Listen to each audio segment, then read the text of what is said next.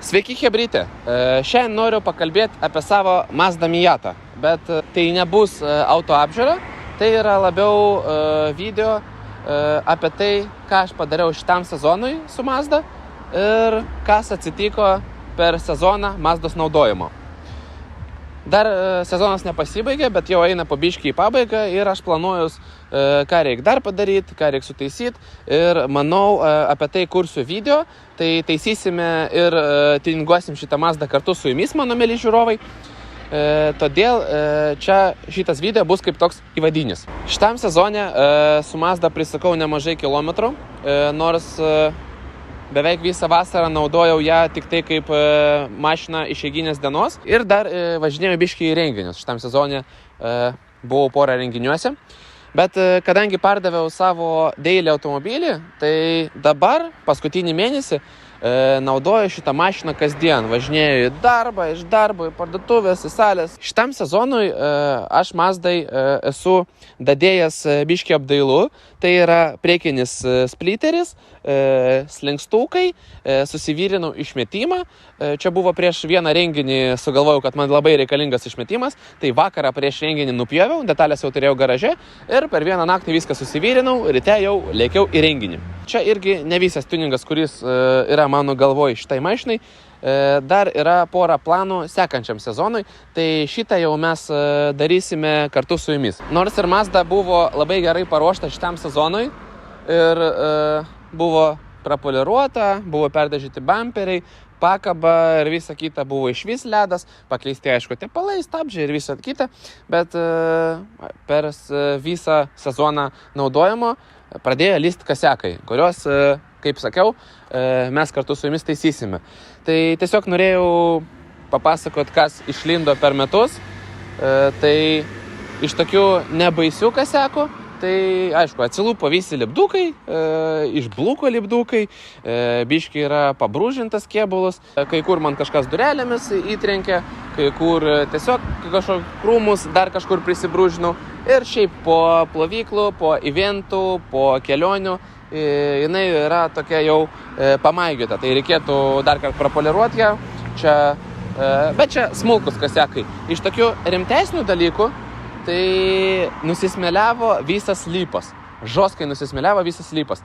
Aš, kada važiuoju į renginius, važiuoju, aišku, trasą.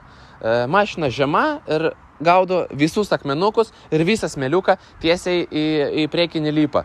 Tai lypas atrodo dabar tragiškai. Plius, kai tik nusidažiau lypus, aš savo kieme įsirėžiau į tokį duobutę ir sulaužiau. Tai lypas sveikas nepabuvo netgi paros. Taipogi sulaužiau vieną slenkstį iš apačios, tai nelabai matosi, bet ir čia nėra baisiausias dalykas. Baisiausia, kas atsitiko, tai mano sparnas galinis. Jisai buvo manimi dažytas 2 kartus. Pirmą kartą, kai mašiną nupirkau, pamačiau, kad jisai yra ne į spalvą. Mes jį perdažėm ir buvo viskas kaip ir tvarkoj, bet tada senukų parkinge man kažkas įvažiavo į tą sparną ir pabėgo. Kaltininką nesuradau, bet sparnas liko sužeistas.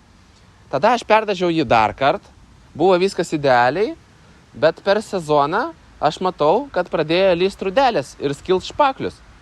Tai išeina, kad reikės dažyti dar kartą. Dar išlindo tokia bėda, poliravau jau 2 kartus, tai priekinės lempas.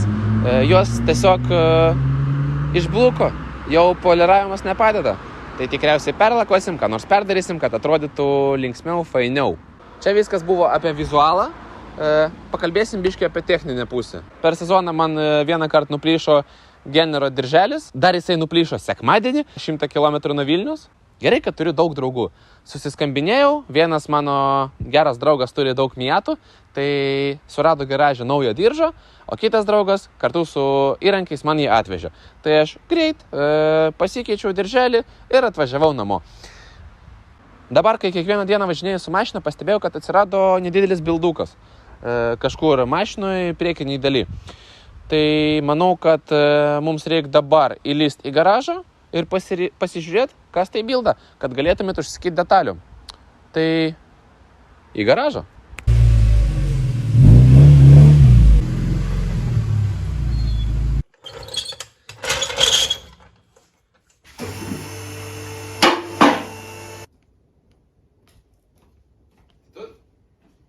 atsiradom po mašiną ir ką galiu iškart pasakyti, kad iš dugno pusės nieko neipatingo Miatai mes nematom. Šiaip pas mane dugnas labai sveikas, bet kaip visada yra tokios slydės. Tik čia parodysiu. Yra tokios slydės ir čia skaitosi žemiausia mašinos vieta. Netgi žemiau nei slenkščiai. Tai su šitom slydėm viską brūžinį ir reikia juos visada prižiūrėti. Tai praeitą sezoną, prieš sezoną mes juos nudažėm ir dabar, kaip matote, vėl nusibrūžinu iki metalo. Tai prieš žiemą reikia sutvarkyti, nes jeigu palikti mašiną žiemot, tai gali pasibaigti blogai. Laikas ieškoti bilduko. Kur tu bildukas?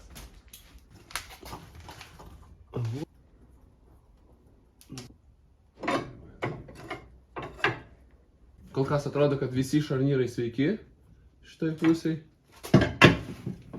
Bet iš pradžių pastebėjau, kad amortizatorius jo atrodo nekaip. Yra toks jausmas, kad išbėga amortizatorius. Kažkaip labai minkštai jisai man suvaikščio.